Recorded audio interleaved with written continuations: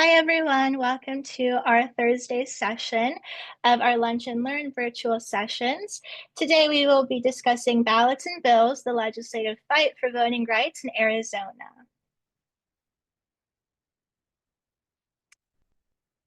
So welcome. Today, our presenters will be Eric Chalmers, founder of Resilient Strategies Arizona, Alex Alvarez, Executive Director at Progress Arizona, Patty Ferguson-Bohnee, Director of the Indian Legal Clinic at the San Diego O'Connor College of Law at ASU, and Michael Ramirez from America Votes. And today our moderators will be Cindy Walsh and myself, Emra Muslim.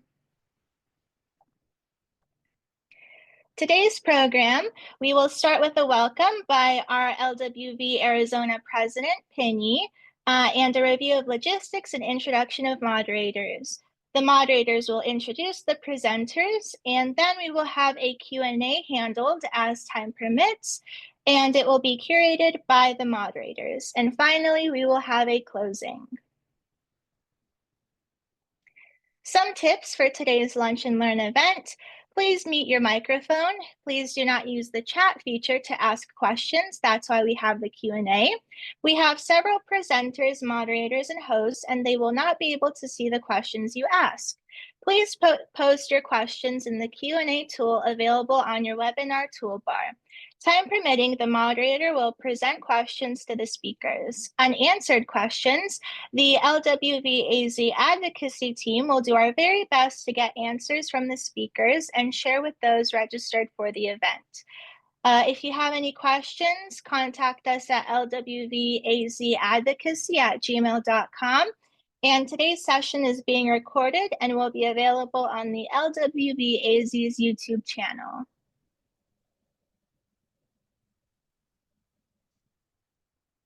Penny, is this you?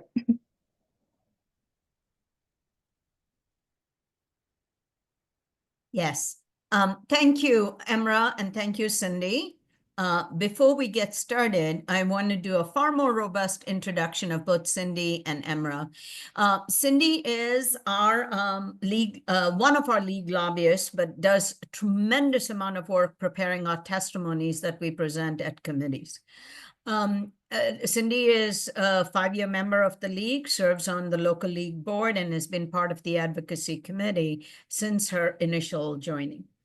Emra Muslim is one of our student interns, joined us about 2 years ago, and has been actively involved in our internship program and in serving on the advocacy committee and in helping with legislative analysis. She's also been very instrumental in doing a lot of work on Vote 411, which is the league platform to educate the voters about voting, elections, and candidates.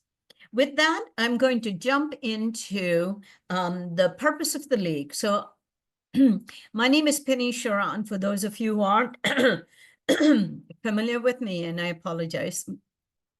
I'm the president of the League of Women Voters of Arizona and the co-chair for League of Women Voters of Arizona Advocacy. The league, this is something that we want to be sure we share with everybody. And that is the mission of the league is to empower voters and defend democracy.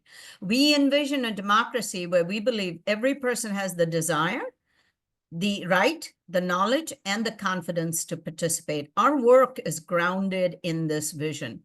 We are an all-volunteer, nonpartisan grassroots organization working to protect and expand voting rights and ensure everyone is represented in our democracy. We empower voters and defend democracy through advocacy, education, and litigation at the local, state, and national level. Today's event is part of both our education and our advocacy work, as this is also part of our annual Legislative Week series that we launched 6 years ago. The League of Women Voters, we take action on a particular issue and advocate for it only because we have a studied position on it. If the members of our league have not studied or come to consensus on a position, we cannot take action. Studies can take anything between 1 to 3 years, and we have worked on many different positions and have in the less than the last decade, worked on 5 very important positions. One is in the area of water resources, second in the area of education, third in the area of criminal justice, fourth in the area of gun safety, and we're getting ready to embark on a public policy study broadly on housing and potentially on open primaries, okay? In addition to this, you can go to the next slide, Emra, okay? Thank you. In our response in this time, the movement of the League is being called on to act at this moment. And our action is going to be through a Defend Democracy framework. We believe it is prudent to do the most about those things we can do the most about. There are many issues that are working today in terms of impacting democracy, harming our communities, harming women broadly.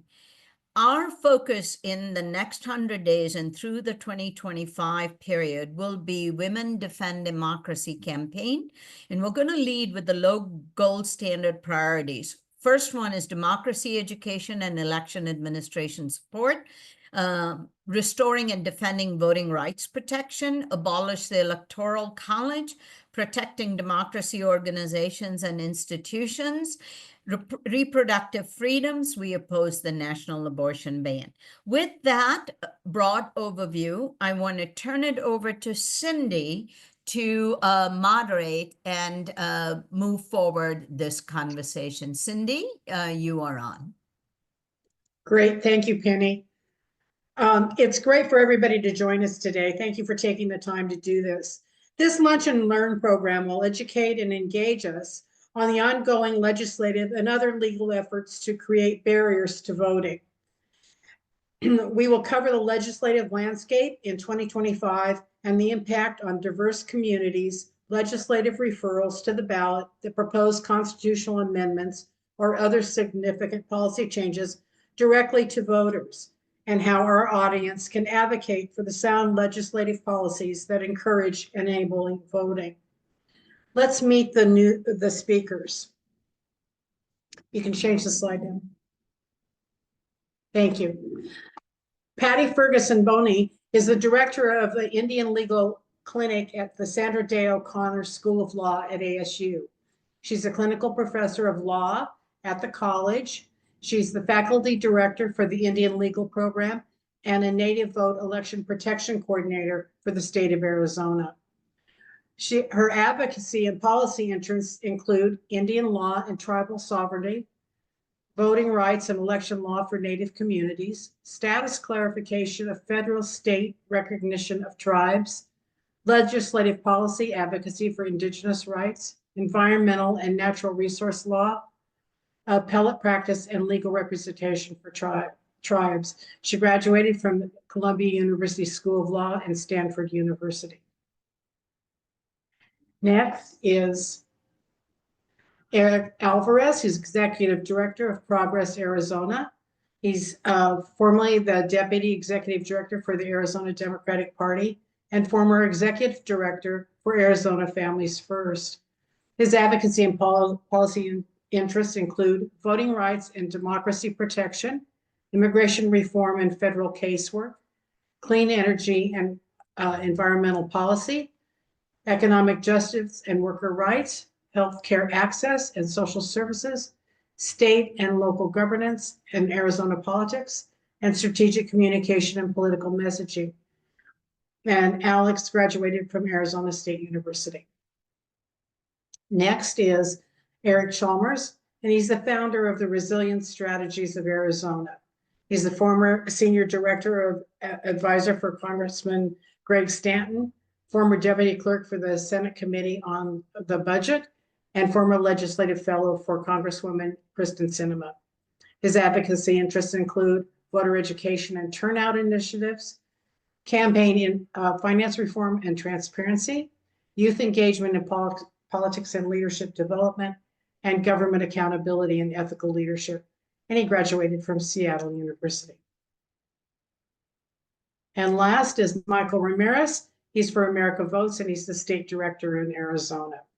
He is a proud son of immigrants from Durango, Mexico, and Michael has extensive experience working on a variety of campaigns, including Bernie Sanders' presidential campaigns in 2016 and 2020, Mark Kelly's Senate campaign, and the Biden presidential campaign in Arizona in 2020.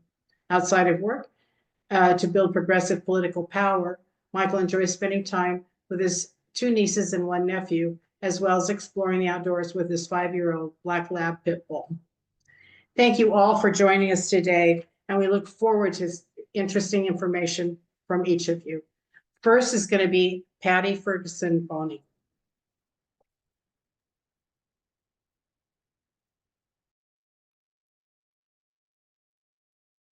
Hi, everyone. Thank you so much for inviting me to participate. It was mentioned that I run the Arizona Native Vote Election Protection Project, and I am going to provide some information, background about tribes, and then I'm going to talk about some of the barriers impacting tribes. There's been a question with regards to citizenship of tribal members, so I'm going to discuss that briefly, and then just mention some of the proposed legislative impacts of some of the bills based on the barriers that are discussed. So just as way of background, for those of you who don't know, there are 22 tribes in the state of Arizona, and tribal land makes up about 27% of Arizona. They're about 5.8% of the state's population, and we have 8 tribes who are located in 2 or more counties.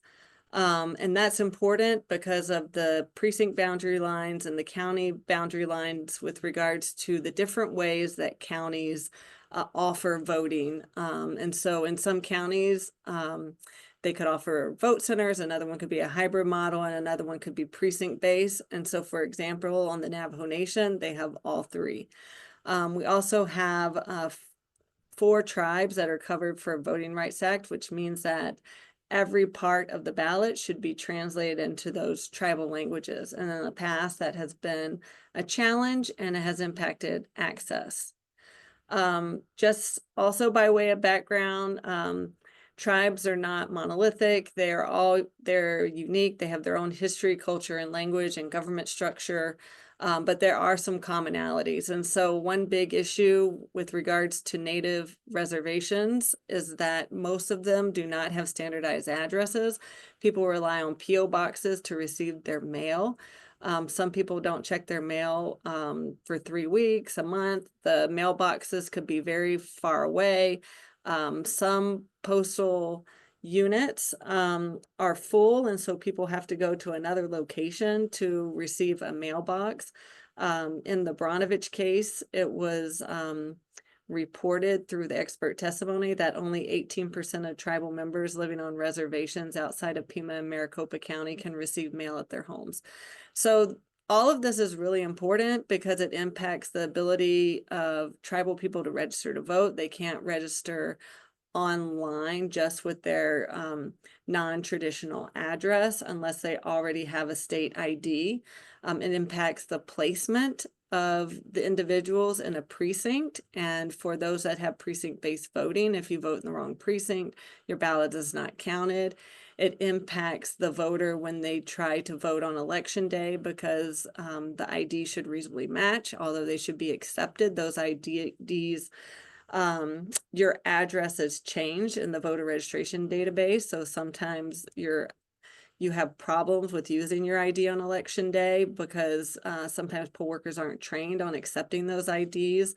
There's also been challenges to candidate petitions when people use their P.O. boxes, although that is allowed.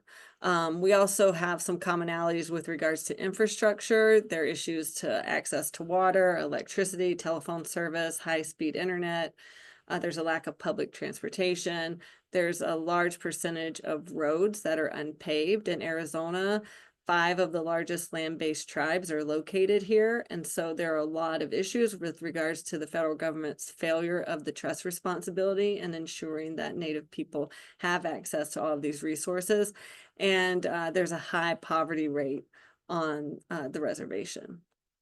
There was a study done nationwide, but there were 2 hearings in Arizona and another study that showed and focused on Arizona that showed that there is a lack of trust in the government based on this systemic racism and the history of the United States dealing with Native people.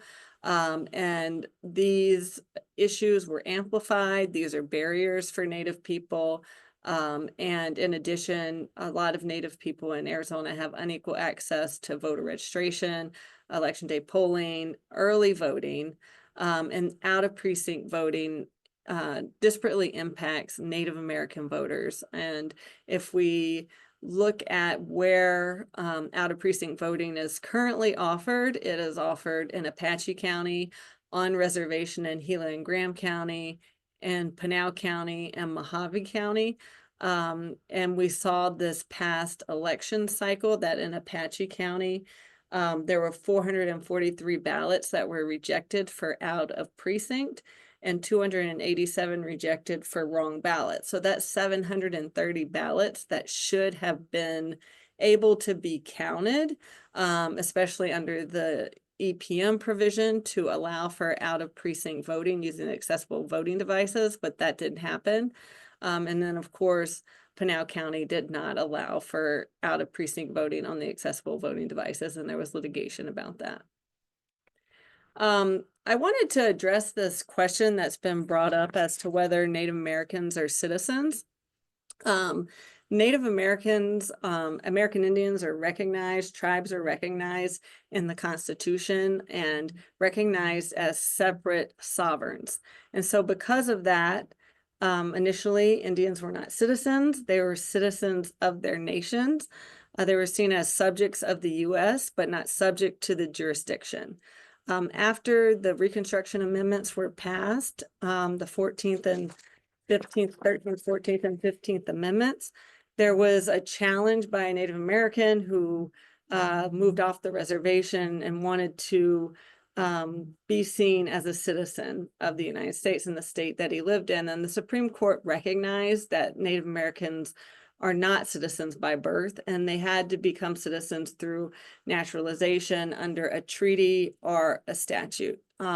And just to reiterate that in the 14th Amendment, it specifically excluded Indians not taxed in the reapportionment clause. And in the other clause, the first part of the 14th Amendment, Indians were not named because it wasn't necessary because they were seen as separate sovereigns. So it's very important for sovereignty purposes, but it doesn't, it came up in the challenge to the birthright citizenship. So I really wanted to address this, that many Native people did become citizens through these treaties and statutes, but in 1924, because Native Americans served at higher numbers than any other race in World War I, that the federal government saw Indians as basically a problem that had to be addressed and that we needed to figure out what to do about this. And so there was a law that was passed to basically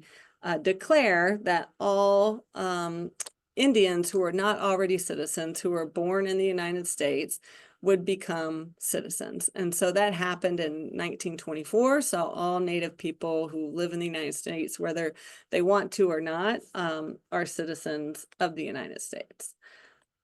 Okay, and so I wanted to bring that up. I just want to go backtrack just really quick about why this is important. It's important because when the raids and everything that have been discussed and the birthright citizenship have been discussed, tribes are very concerned because, you know, when SB 1070 was passed, there was detainment of tribal people. There have been Americans who have been deported. And so tribes really wanted to make sure that their tribal citizens are protected and have engaged in a lot of know your rights. There were reports of Native people being detained and questioned by ICE, but Native people should not be detained. I mean, this is a huge civil rights issue. It doesn't fit perfectly within the immigration framework, but tribes are concerned that Native people can get caught up in these detainments, which they have, and deportations. So it's just something to be aware of. I also want to note this because the citizenship issue has come up in the state of Arizona with regards to registering to vote in 2004, the ballot proposition, which requires citizenship when registering to vote if you register after a certain date, but then requiring that. And then in the ITCA decision, the Supreme Court said basically, you know, if people use the federal form, then that should be accepted because of the supremacy clause.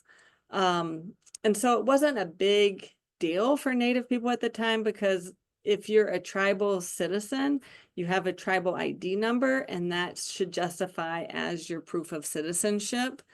However, and the legislature has passed HB 2492, which requires voters to provide documentary proof of citizenship when registering to vote, and they were requiring that for president, and then also to be able to cancel registration if you don't believe someone's a citizen.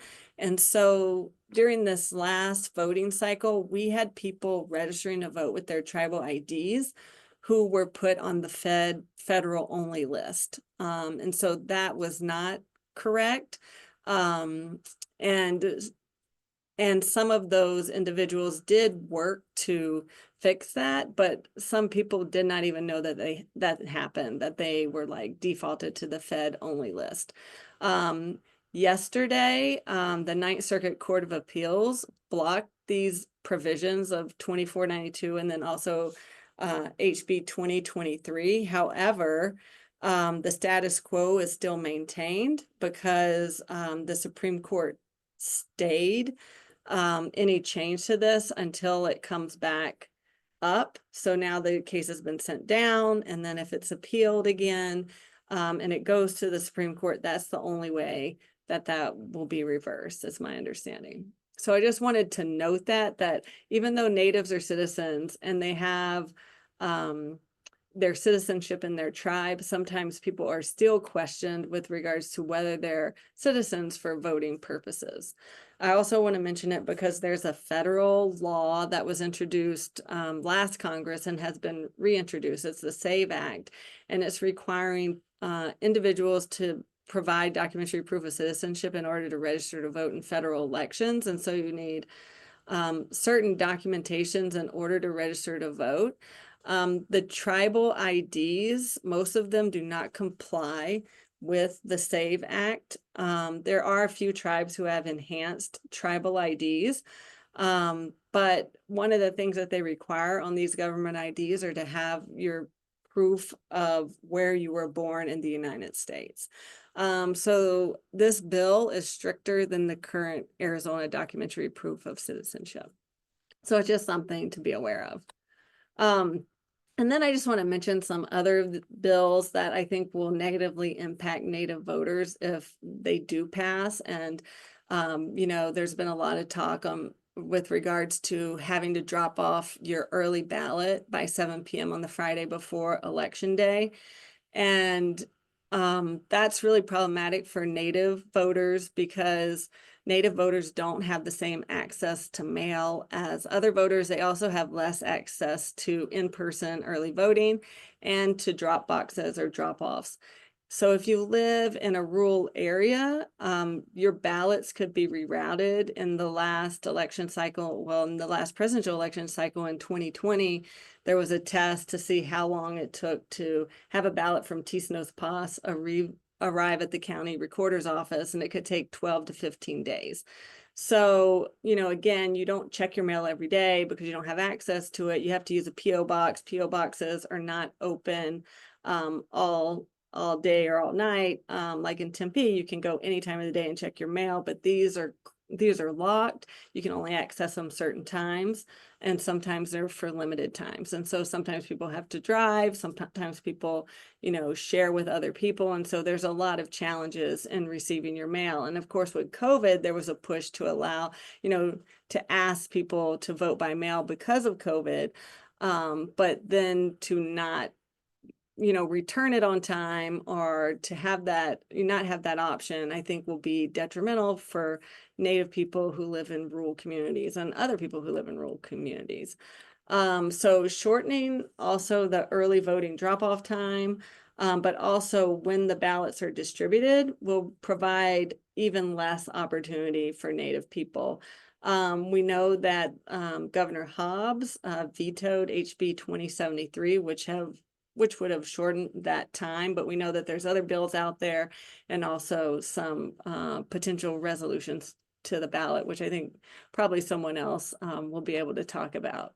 But the other one that I really just wanted to mention is the precinct-based voting, because Native people are already disproportionately impacted by precinct-based voting with regards to having their ballots discarded. And that was a data point that was found in the Bronovich case. That was part of the factual findings. Of course, since then, a number of counties, most counties have moved to vote centers, but where Native people are in Apache County, then of course Pinal County, and then the on-reservation locations in Gila and Graham, only on reservation are they requiring precinct-based voting. So this would be, this would be going backwards, because we see from the data that actually there have been less provisional ballots rejected, so more ballots accepted because of these vote center models. And moving to accessible voting devices that allow out of precinct and the hybrid model, such as in Coconino, before the AVD requirement in the EPM, that reduced the number of provisional ballots rejected. So it seems like having these sorts of requirements actually will move to more voter disenfranchisement all around. So I'm going to stop there and just let y'all know that we, are currently looking at all of the data from 2024 and how these changes are impacting Native voters. And I'll be happy to answer any questions when the time comes. Thank you. Thank you, Patty. Great information. Right now, we don't have any questions in the Q&A section. So let's move on to our next speaker, who is Alex. Good afternoon, everybody. Again, my name is Alex Alvarez. Like you saw, I am the executive director of Progress Arizona, which is an organization that focuses on different issues, including voting rights, abortion access, LGBTQ rights, particularly focused on earned and paid digital communication. So we really focus on various issues, trying to get the message out there and frame as much of this work as possible. I use he, him pronouns. And I just want to start off by saying here, I think it's really important to just note that all of the work that you all are doing in terms of your Gold Star missions are incredibly important. So I want to start by thanking you all, because one of the things that really warmed my heart and is really technical and a difficult thing to talk to people about is having our administrations, our county and administration officials who administer our elections fully funded is incredibly important. So I'm really grateful for the work that you all do. The reason that Penny invited me here today is we as Progress help anchor our Voting Rights Coalition here in Arizona. Our Voting Rights Coalition is comprised of about 30 different organizations ranging from different types of tactical engagements, including organizing, mobilization, communications, and what the purpose of the Voting Rights Coalition is to make sure that we have a unified response when it comes to some of these attacks to democracy and the ballot that we have seen. And here we're in a situation where we're in divided government right now. And with the governor and legislature being represented by opposite parties, it's a bit of an interesting situation that we're dealing with as a Voting Rights Coalition. Right now, basically what we have seen is that the legislature is really focused on doubling down on potentially like election conspiracy theories, and really attacking our access to the ballot. One of the bills that Patty mentioned here, HB 2703, was particularly something that we were really worried about. Uh, as she explained, HB 2703 would have limited the ability for individuals to drop off their mail-in ballots in person, effectively, which would have effectively gotten around upwards of 200,000 people in Arizona disenfranchised just in this election alone. So we were very, very happy to see a veto from Governor Hobbs, but I want to use that bill as an example of like the dynamics that we're seeing with all democracy bills. And sorry, I'm seeing Patty come up mute. I don't know if you wanted to add anything to what I said there. No, sorry. Oh no, okay, good. So with HB 2703, we're seeing a dynamic in which the legislature is trying to pass kind of these bills that are non-starters for most of our democracy organizations here in Arizona, and we're seeing, obviously for the governor as well, in which they are passing by party line these bills that will limit our access to the ballot. The tactic there is to get something in front of the governor, expecting a veto a lot of the time, not negotiating in good faith. One of the things that the governor pointed out in her veto letter was that she would be willing to address any concerns that any individuals, any legislators had about the timeliness or when results would be counted, and included things like same-day voter registration, which would absolutely allow for folks to be able to make sure that their voices are heard without sacrificing or disenfranchising voters at the ballot box, like HB 2703 would have done. However, we are seeing that at the veto of HB 2703, legislators, again, using party line votes, are ramming through in referrals, which my colleague Eric Chalmers is going to talk about the work that we did last cycle of the many referrals that the legislature sent to the ballot last year. So because of this dynamic of divided government and party line votes, we are seeing that the legislative majority is using a simple majority to try to undermine overall access to the ballot with different referrals, including this SB or HB 2703. So now the situation that we're expecting after the HB 2703 veto is that they pass this as a referral, and this is the referral would not be able to be vetoed by the governor. It would go straight to the ballot, making our ballots longer and contributing to the overall length of the ballot, something that the legislative majority is referring to as their main reason for trying to make these quote unquote fixes to the ballot, which are not fixes, they are partisan attacks. And the fact of the matter is limiting people from dropping off their ballot, making it illegal to drop off their ballot in the way that they're suggesting, is something that affects members of all parties, members of all Republicans, Democrats, Independents, and should not be a partisan issue. But we're seeing these with other referrals that are meant to attack our access to the ballot.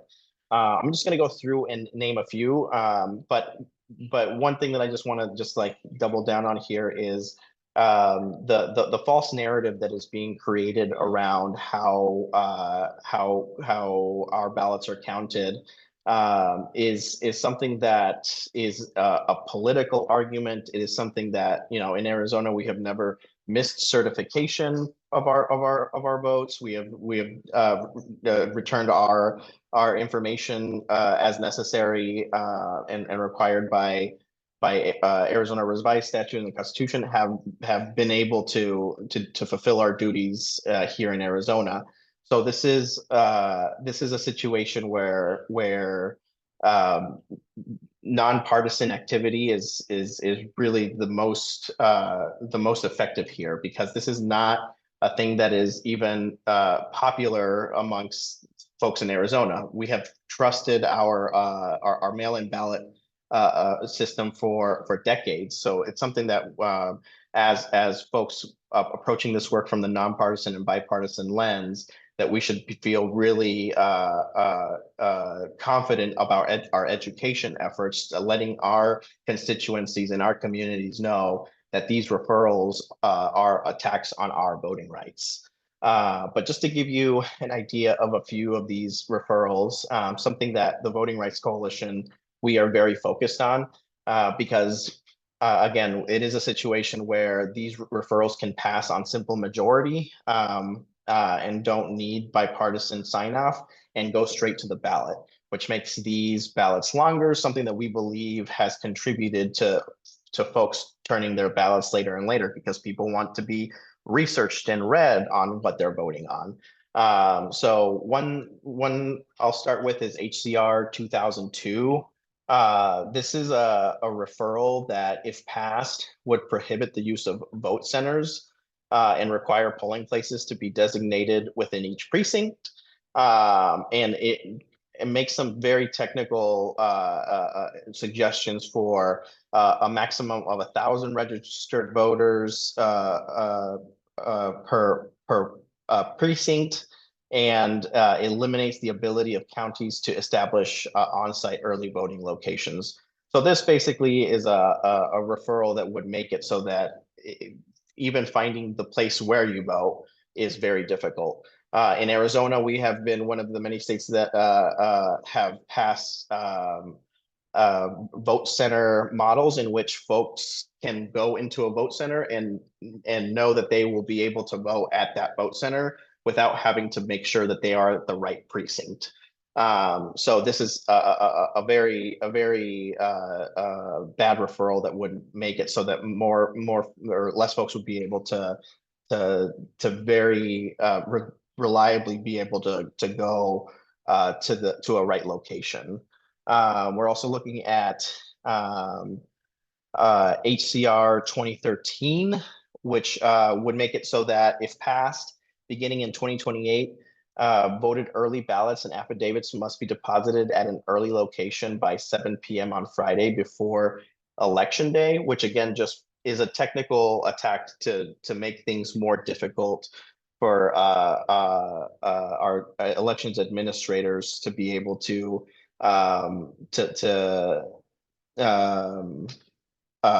this is actually the referral version of the bill I described before, HB 2703, which was vetoed.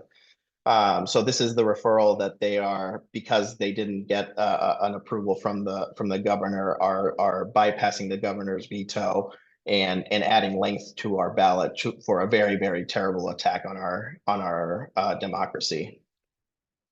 I'll go through a couple more that I think are very important. So HCR 2025 is an amendment to the Constitution that would require a 60% majority for initiatives or referendums that amend the Constitution to become law, rather than a simple majority. So this are kind of direct attacks to some of the referral or some of the initiatives that we've seen in the past. Being able to, for example, most recently, we saw the Arizonans for Abortion Access Initiative. This would have made it so any constitutional referral like AAA would have had to pass by 60% majority, which is something that I think is really hypocritical, because these legislators are using a simple majority to try to trick voters from into giving away their power. So legislators themselves are using simple majorities to make a decision that Arizonans themselves can't pass our own initiatives unless we get 60% of the majority. So that's also a very dangerous attack to direct democracy here in Arizona, something that we really pride ourselves on. Let's see, look at one more. Actually, I'll stop there. I've read a lot of those referrals, but again, just want to highlight the fact here that the focus of the Voting Rights Coalition is, one, to stop bad bills, shine lights and do education on these attacks that are happening in Arizona.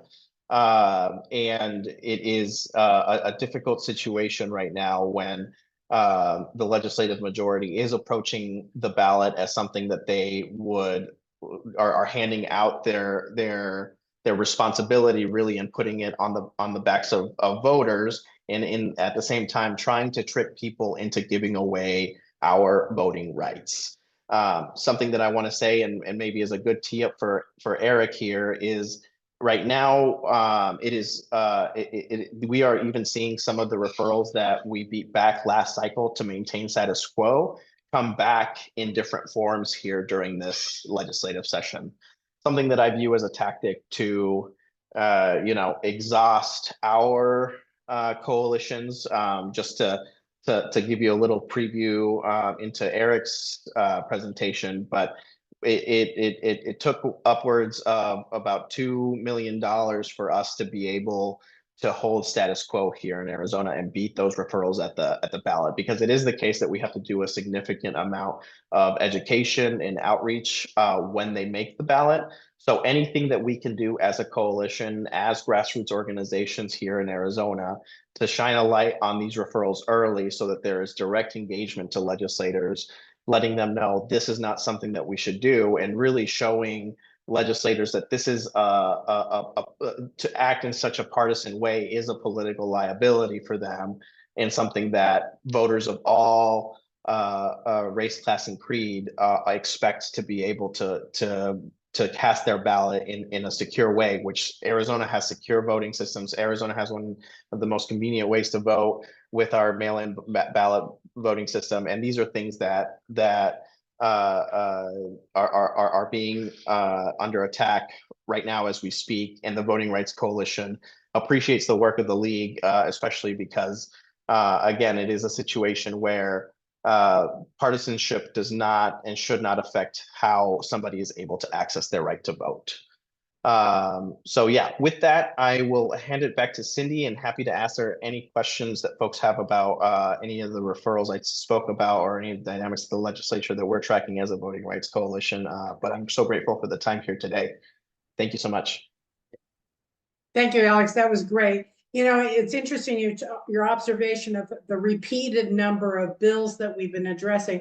We've noticed that at the league, and we can go back as far as 2018 in our efforts, some of our lobbying efforts, and recognize the pattern of the repeat of these bills to try and get them through. Minor tweaks, but generally pretty much the same. So thanks for that observation. Next up, Eric Chalmers is going to join us, and he's going to take it away.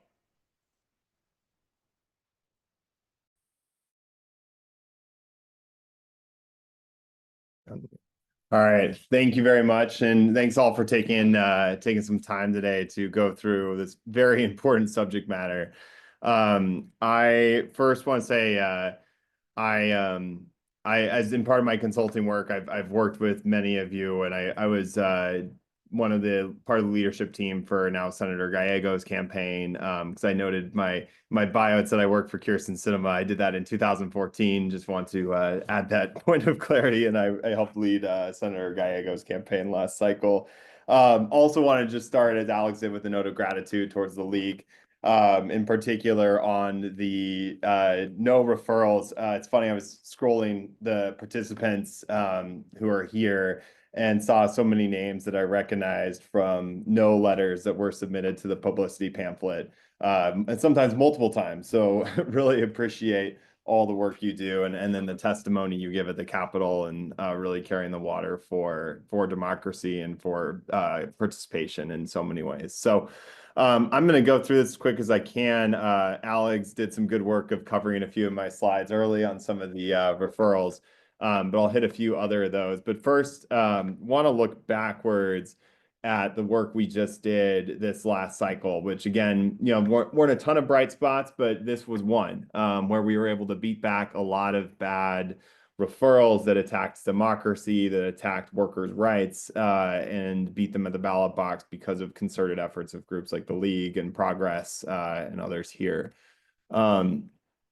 So again, I'm going to be focusing specifically on these 5, 133, 134, 136, 137, and 138, which I said so many times last cycle, but that was the targets of the Will of the People campaign, which again was funded primarily by through Progress. It was about a $2.6 million campaign, which again, to Alex's point, the exhaustion point is one of the a key I want to keep hitting on here, that not only does it, exhaust our grassroots power, but also continuing to fundraise for these things cycle after cycle after cycle is a challenge. It's not an impossible one, but it's a challenge, especially when they keep coming back in different iterations. But the key of why we were able to beat all of them and beat all of them fairly resoundingly was the length of time that was dedicated to taking these on. And that's in contrast to 2022, where we pulled together, I would say, let's call it kind of the no table, which included the League and others. But that didn't really come together until like August at the earliest, I think. And this time, the work to oppose a lot of these referrals started during the legislative session in 2024, which allowed us to set a lot of the earned media, a lot of the narrative, which I'll get to why that's so important, which, I know everyone recognizes narrative important, but why getting in on these early is so important. And then the publicity pamphlet. So in years past, and everyone who's been involved in ballot initiatives or other causes, like oftentimes we've seen the other side beat us on argument submissions, on just pure numbers, on numbers in the publicity pamphlet. This time around, we won on every single publicity pamphlet category. So there were more no arguments for all of these than there were yes. Sometimes it was by much as 1, sometimes it was by 20. I think 137 was an overwhelming amount of no's, which is just so important because I think we all know people who actually read that pamphlet. It's essentially a free mailer that goes to every single household in Arizona. And the fact that we were so organized so early instead of scrambling late was key. And then again, polling and research, we were able to take a long look at how these props interacted with the other things on the ballot, understanding that we had the challenge of Prop 139 to do no harm to a yes campaign while we were saying say no to all these other things. And we had the research and the time to actually script out our messaging so it would not negatively impact something that was a yes. It was essentially right at the end of all the 130s, we were saying say no to the majority of these other 130 props. And then we were also able to work ballot language. So there were some opportunities for advocacy within the process of the final language that appears on people's ballots to make it as I won't say favorable, but as descriptive as possible of what the negative impacts of these referrals could be. Which, as most of us, none of us on this call, it's the only time we're ever paying attention to a ballot when we get it. But as we know of many of the folks who aren't tapping into politics every single day of their lives, that ballot language is oftentimes the only thing people will read about what they're voting on. And then litigation. So we were able to use litigation in the post-filing process of some of these referrals and sue them on different, whether it's a failure to have a descriptive title, or breaking single subject, or different angles that we had to not necessarily try to win the case, but draw attention to the flaws in the referral and draw media attention to it, which we were able to successfully do. And then last was the campaign infrastructure, which I think this is the nuts and bolts. This was the, all the different literature we were able to get out, 3 different courses of mail. We really were able to focus heavily on search and search ads, because that is and particularly having a strategy around such a long ballot and something that's so far down, focusing on search ads proved to be the best way to direct information to people when they were wanting it instead of just hitting them randomly with it. And then, of course, radio covering both Spanish language and tribal, and then field efforts. And field efforts were executed by many partners across Will of the People, which Will of the People really was able to act as like a information supplying, resource supplying campaign to everyone who's already doing the work, including the league and others. So again, I think the biggest takeaway from this is just the time that we were able to focus on, and the fact that we're here today talking about the referrals that could be on our ballot in November of 2026, even more important, because there's just even so much more we're going to be able to do to frame the conversation. And here are the results. They speak for themselves. I'm not showing you anything you haven't seen, that we were able to beat all of these and beat them resoundingly. In a year where a lot of other things that you could say as parallel causes, candidates who aligned, did not have results that looked like this. So props just have this kind of unique ability to be defined quickly, which I'll speak to in a minute. And this is actually the point about the long ballot. So, we all, especially us voting in Maricopa County, but I know some other counties had longer ballots too. The logistics notes is, yeah, it did cost more to execute this election. I think that's something that will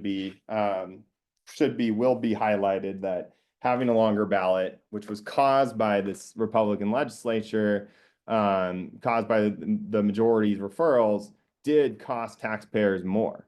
Not significantly more as any site you'll see, but it did cost more money to execute this election with longer ballots.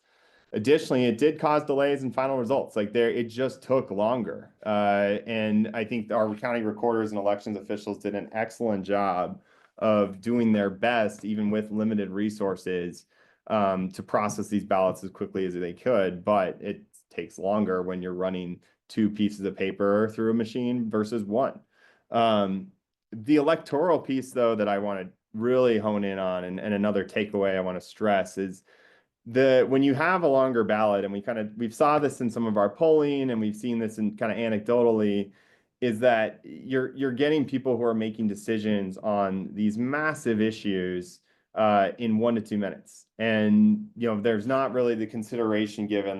Let's just think about last fall, what were you seeing on your TV the most? It was Ruben Gallego, Carrie Lake, Kamala Harris, and Donald Trump. And that's where you could say in most voters, that was the most litigated vote that they had. Whereas in props, you maybe might see one ad one time. Prop 139 is probably something of an exemption, and Prop 140, but otherwise, you're making a soundbite decision, which means that issues that might deserve more attention, and this is why I'm glad Alex called out the deceptive nature of it, deserve more attention, don't get it. And Prop 314, for example, which basically was SB 1070 Part 2, passed because it was just a very easy, Secure the Border Act. For a lot of people, that became a big framing challenge to beat it, because it was just a hard issue to actually litigate effectively. So that's what we did, though, on Will of the People. On the issues we targeted, on the democracy issues we targeted, was we turned them into sound bites. So Prop 134, for example, distribution requirement. It's one little LD can stop stop the rest of the state from doing something. Special interest money can overrule, allow a lawsuit on 136. 137 literally canceled your votes. And 138, of course, was docking wages from tipped workers, which also, we were not responsible for those street signs of we can do the expletive math. Whoever was, props to them. That was really, really good. Very well done. But Alex already covered a lot of the current referrals, so I'm going to spend a very brief time on a few of these, but there's just a few others I wanted to call out, because this is, again, an example of the continued assault on democracy. And I think to underscore the opportunity we all have in front of us, which is to be more proactive, because of the time and the effort and the focus now that we have on these. So funny enough, This actually was on the last ballot, HCR 2038, and the legislature essentially is going to make spending decisions for it's taking some authority from the executive branch away and giving it back to the legislature, which is would be a disaster on discretionary spending. And this actually barely failed. It failed 53 to 47 in this last ballot. I didn't even remember. I just remember I voted no. I think I followed, I think the league's guide on this one. This one is, again, HCR 2040. This is really a messaging bill. And this is some of the other things we're seeing with the referrals is there's a lot of messaging efforts on these. This is, again, this is looking like a push by the administration or by the legislature to line up with the actions of the administration. Just want to call this one out because it's a loser. We already beat it, but this is again underscores Alex's earlier point about repetition.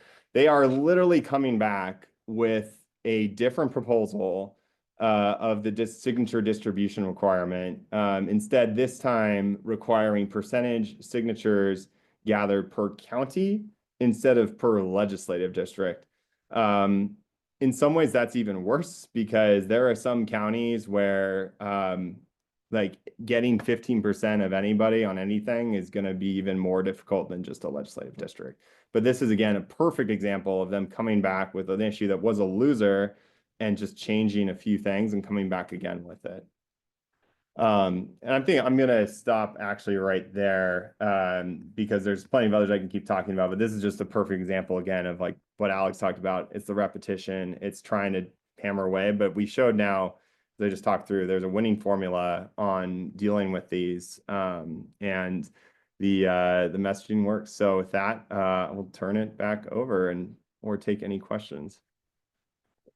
Great, thanks, Eric. Yeah, and thanks for commenting on the involvement of the league in the coalition, because it is a valuable partnership, and it's nice to know for all of us that we're not in this alone, that there are lots of groups working on the same issues to the same ends. So that's great. I appreciate that. Thank you. Thank you. And last but not least, we'll go to Michael Ramirez. Thank you, Cindy. Hi, everyone. Michael Ramirez here with America Votes, state director here in Arizona. America Votes, we're a national organization with operations in 14 different states, Arizona being one of them. I think we've been in Arizona since about the fall of 2023. So not too long, but this was our first cycle as America Votes here, leading the C4 table, which the league is a part of, and the independent expenditure here in Arizona. But thank you for having me here. And I'm just going to talk a little bit about what happened here in 2024 with the election and give a little bit of preview and landscape of what it's looking like going into 2026. So I do want to note that, Arizona, it's one of the most competitive battleground states in the country. And we really had mixed results up and down the ballot this last election. When you look at population growth and the trends there, the population continues to grow. The electorate continues to be less white and increasingly more Latino. And when you look at the top of the ticket with President Trump, he was able to grow on the sizable advantage that Republicans have in registration, and likely won a lot of the unaffiliated voters and had folks switch over that previously voted for President Biden in 2020.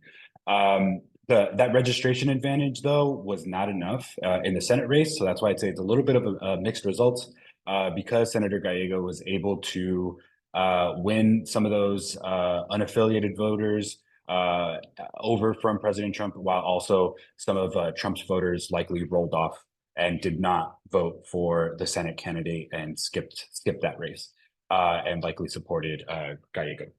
To give an overview of some of these results, in the presidential race, there was about a 6% margin of victory for President Trump. He was able to get 1.71 million votes, while Vice President Harris got 1.53. In the Senate race, there was a 2.2% margin for Senator Gallego to win over Kari Lake. And then the two congressional races that were pretty competitive in CD1 and CD6. They were both lost Republicans won both of those races with a 4% margin in CD1 and a 1.7% margin in CD6. And then I love that we're talking about the legislature and all the stuff that's coming out of the legislature. We were also watching the legislature this last cycle, and those margins between the two parties. For Republicans, they were able to gain a seat in the Senate.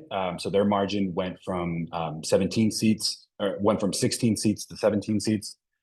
When you're talking about the House, that their margin increased by 2 House seats, so they went from 31 to 33, and Democrats lost 2 seats, going from 29 to 27.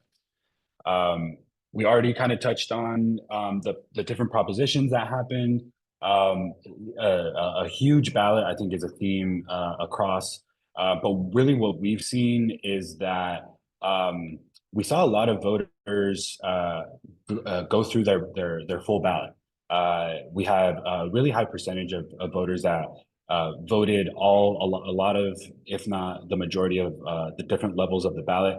And with the propositions being at the end, something that we saw is that a lot of voters were still going all the way down and voting on the propositions. A lot of the vote totals for the propositions came pretty close to the presidential vote totals. So that was something that was also very, very interesting. Something to note in, like I said, coming into the election is population growth. We continue to see population growth in Arizona, but that's not entirely always reflected in turnout or voter registration. When you look at voter registration, the biggest influx of new voters coming onto the rolls are unaffiliated voters. So they're continuing to grow their power without registering for either party. Between 2020 and 2024, we've seen over 135,000 new unaffiliated voters be registered. That's only second to, Republicans are only second to unaffiliated voters, where they've registered 94,000. And then in the past, between 2020 and 2024, Democratic registration has actually gone down between that time. Another thing to point out as well is just turnout in general was pretty stable. It was a slightly down, but it wasn't significant. It was between a 0.5% change in turnout between 2020 and 2024. So it wasn't a huge difference when you look at just turnout in general. And I would also note that when you look at voters that excuse me, when you look at voters that did not vote in, that did vote in 2020, but did not turn out in 2024, a lot of those voters are in Maricopa County, especially in the suburbs parts, whether you're talking about Mesa or Surprise or Tempe, Scottsdale, areas like that, and followed by Pima County, and then Northern Arizona, Flagstaff, areas like that. So that's a little bit about what happened this past election. I think we kind of know the results, and there's obviously a lot of questions around who voted and why. But going into 2026, we know that this administration now is in power. They have, at least federally, they have all 3 levels of the ballot, all 3 levels of power. Within the state, the Republicans have the state House and the state Senate. We do have a Democratic governor still. The Democratic governor will be up for re-election in 2026, and the legislature is still going to be in balance. There's going to be, you know, a struggle there between the two parties to win control over the state House and the state Senate, while also all the other statewide offices like Secretary of State, Attorney General will also be up for re-election.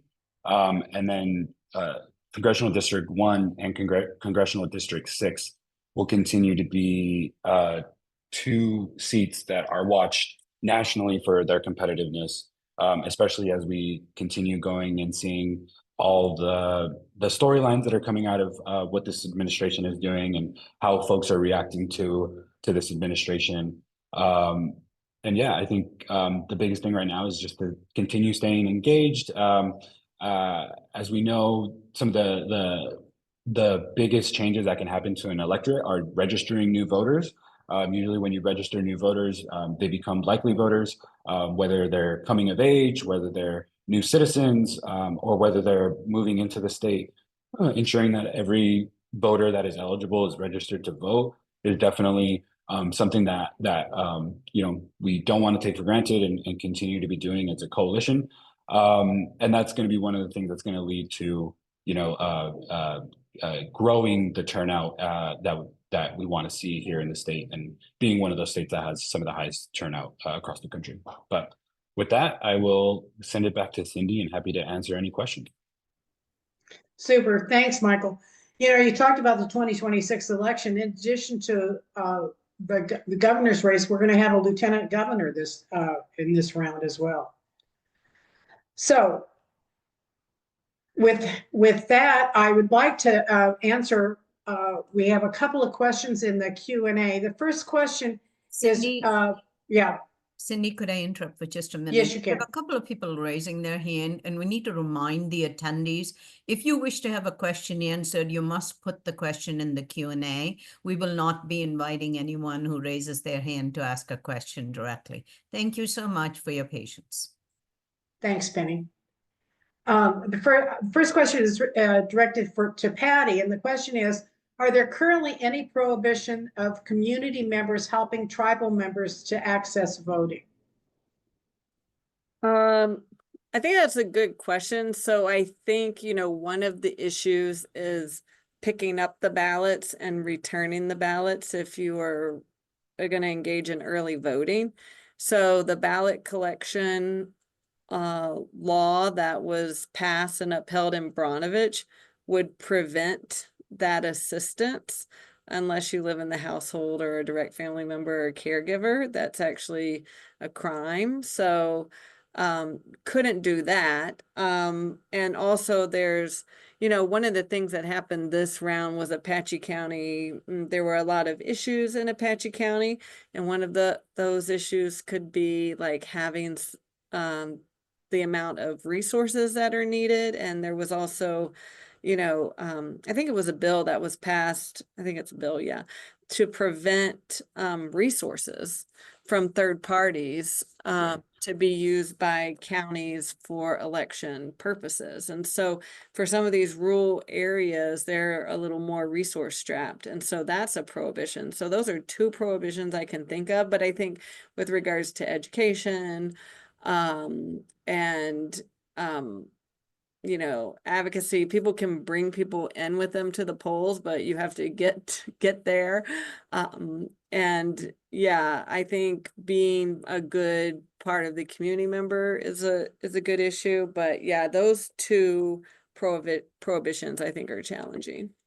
Great, thank you. Thanks, Francis, for the question. Next question is, I think, for Michael, based on the statistics that he was providing. The question is, on Monday and Tuesday, election day, those 2 days prior to election day, were more incomplete ballots turned in for that day? Is there data around that? So I think there's a couple different things. I know Liz kind of added context there at the bottom, saying that poll workers told them that they saw people checking a box and leave. I think that that phenomenon might be that they voted for one thing and then maybe left. I think that's something that we may have been seeing with just strictly Trump voters, where they maybe only wanted to support Trump, and then you saw kind of that fall off with, you know, Republican Kari Lake not getting nearly as many votes as President Trump did. But I haven't really looked at, that is something that we were interested in, is folks spoiling their ballot with the long ballot, getting to the bottom of it and doing all the propositions. So we kind of did see a lot of folks making it all the way to the ballot, but there was certainly that phenomenon where folks were just voting for one level of the ballot and not filling filling it all out.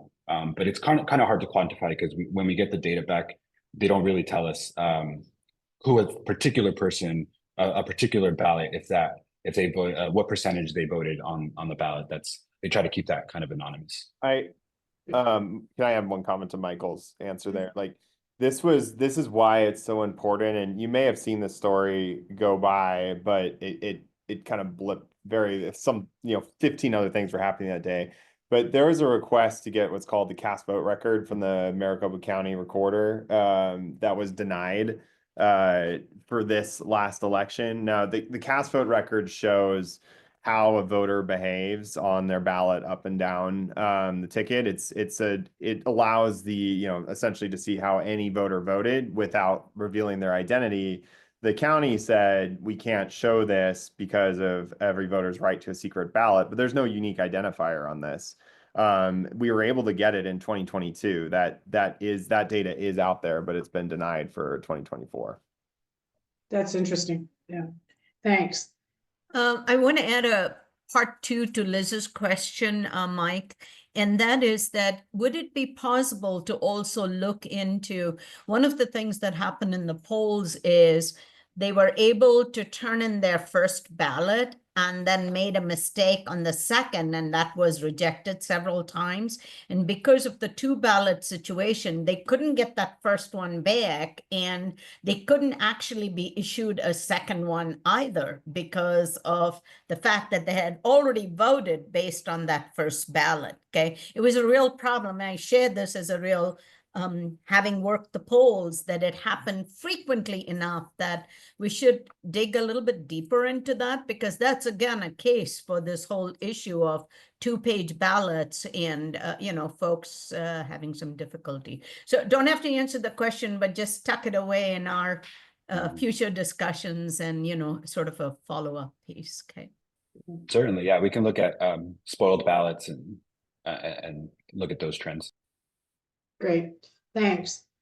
Another question is, how likely is it that the current administration will eliminate voting before 2026, given statements from various politicians? I'm happy to take a first stab at that, and others please jump in. I mean, I'll speak to what we see in Arizona, which is currently the county, like the Maricopa County recorder, is battling with the county board of supervisors to try to get back more election administration responsibilities that were handed over in a new services agreement in last fall. You wouldn't be doing that if you weren't planning on an election happening. So I think everything that is being seen is like the elections aren't going to be canceled. Everyone's still jockeying to now see who can administer elections, how they can happen. Like they're doing things that's like, yes, they're acting like an election is going to very much happen. But just in state, yeah, there's currently certainly grappling going on, especially, and keep an eye on that between the recorder and the county board of supervisors. That's going to be a really important story as it unfolds. Yeah, that's key. That's key to watching. And some of that activity has been reflected in some of the bills that have been proposed, whether they've passed or not even gotten out of committee, but it's still up, hanging out there. Well, that brings us to the end of the questions. And Cindy, I have a couple of follow-up questions just to make sure we grab their attention and also have some responses for some of the stuff coming up. Eric and Alex and the team, there was a effort to ask for the cast vote record, and tied to that, again, in this legislature, the league is opposed, any effort to provide cast vote records willy-nilly. However, this one is a little bit more troublesome, and I believe it came through by Ballots, which is to assign a unique number to each ballot, okay? And for us, the potential for that leading to tying it to who voted, and impacting the privacy is very worrisome. Can any of you talk about that? We have opposed it as the league, but we'd like to bring that back. The league has been adamantly against any efforts to share, including cast vote records, Eric, even though we know that they, you know, they can share it. So does someone want to take that on, please? Patty, Eric, Alex, anybody? Yeah, I mean, I don't know if that's 2673 or the ballot referral 2013, because I put them on the same slide, but I think people are concerned about the privacy of the ballots, and we all should be, because our ballots are supposed to be secret. So anything that can identify who cast a ballot should not be allowed and should be challenged, because it should be a secret ballot. Yeah, so hopefully people, if this does get a ballot referral, that people are educated about it. But as other people mentioned, there's so many things on the ballot that sometimes it's really hard to know what you're voting for, because they'll use like keywords and people are like, oh, that sounds good, voter integrity. But I think there have been some successes in the past few election cycles with some of the voter suppression ballot referrals. And so it's just very important that people remain vigilant about this. But I'll pass it to someone else who would know more. No, I think that's right. The only thing that I was just going to add is, you know, in Arizona, the cast vote record could be something that's really dangerous, because like just a few years ago, we had the fraudulent audit here with the cyber ninjas, and like being able to even just have that repository of information opens up, you know, that ability for bad actors to have that information and violate that secret ballot. So I just want to say, I think that is an especially just important issue here in Arizona, as we have experienced just like people having access to our private information, or I don't want to say private, but our ballots in one way or another. Cindy, Other one thoughts?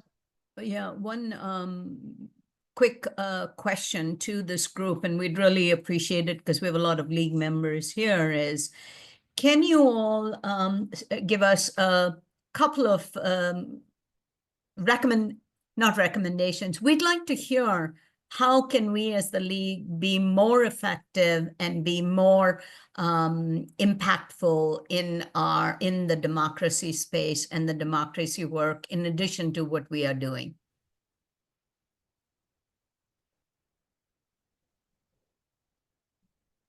That's the key. In addition to what you were doing, you're already doing so much. So it's a tough to-do list to add to. So I think I'd hit on actually recruitment, and I think drawing more people into the league. I think the league is so great at offering, you know, people who aren't like politics 24/7 and who like don't want to live and breathe it, but want to be involved, an entry point into politics. And I think adding more people to organizations like the league right now is more important than ever, because that obviously creates more leverage and power for you going forward. So, you know, I would say like, and especially with everything that's happening, and I think all of us here are constantly hearing like, what can I do? What should I be involved in? I think even just taking this opportunity to recruit and add to your membership is a great thing to pursue. And voter registration. Yes. Patty?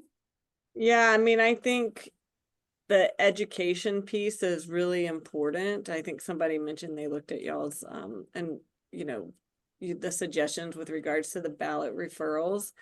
I think having a stable and nonpartisan voice who's providing that balanced sort of evaluation is important. It leads, you know, it's more credible, especially when there's so much toxicity in the partisan environment. So, you know, just having people know more about the resource who aren't league members. I mean, I've seen some of them, but yeah, I mean, I guess that could go to recruiting, but maybe, I don't know. I'm not very good at social media, but, you know, having that information shared so that people are aware of it.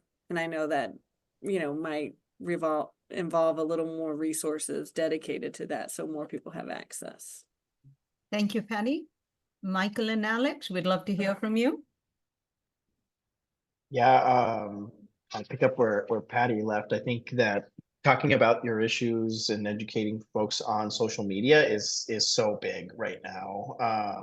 I think more than ever, our information is coming from places like Facebook, TikTok, Instagram. People are turning to these outlets with more trust than they are turning to their nightly news. And I think that we as change agents have a responsibility to be in these spaces. And I think, you know, speaking for myself, I'm not somebody who would consider myself a telegenic person to be on TikTok, but something that I am even like taking into account is like, we have this information, we have this these resources at hand that not everybody is thinking about. And like Eric said, people are making snap decisions on some of these referrals and some of these policies that will really impact our lives on the recommendation of something like a Turning Point USA influencer on the internet. So we as change agents, although I say, even if it is not our preferred method of communication, just having some amount of literacy to provide literacy to our partners who are getting this information. And you all are already leaders in your community. I think everybody on this call in one way, shape, or another has been turned to as, you know, the quote unquote political person in your family, in your neighborhood, in your community, and being able to leverage that identity and be that person for people in online spaces, I think is an incredible opportunity in a growth area, I think, for all of us, because something that extremists are using is like they are not relying on facts. They do not have to go through different steps of internal approvals to be able to put out their content. They're just putting out content and flooding the zone with misinformation, and something that we can do, just working even backwards from the gold standard policies that you all as the league focus on, talking about democracy issues, because the fact of the matter is, for folks who expect and are pro-democracy, this is something that in appearance online spaces, it seems that only the conspiracy theorists have really an opinion when it comes to election administration and fair elections. And we can counter that narrative just by speaking the facts that we know. So that would be my suggestion. Thank you, Alex. Thank you, Michael. Yeah. Again, I just echo what a lot of folks have on the panel have said, that you all do so much already, but I really do appreciate the work you all do, especially with voting rights. I really appreciate the question before about whether we're going to have democracy or elections going forward. And I agree with Eric. Like we definitely will, but what we're seeing now is the want to tilt the scales in a certain way, and we need to continue, or you all and your with your nonpartisan nature, I think holds a lot of weight, and those voices that you have, because we need folks from all different partisan lines, nonpartisan, to be speaking up about these things, that we need elections that are fair, that are continue to be secure. We have some of the most secure voting systems, and continue to protect those systems and expand them and expand voting. That's something that we should all be agreeing on, is that every eligible voter, it should be as easy and accessible as it can be for them.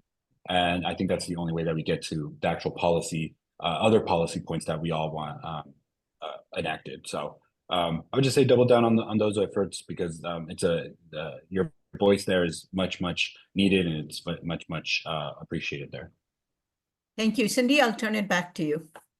Thanks, Penny. Yeah, as we close out, I hear from people that there's a fatigue in information and activity.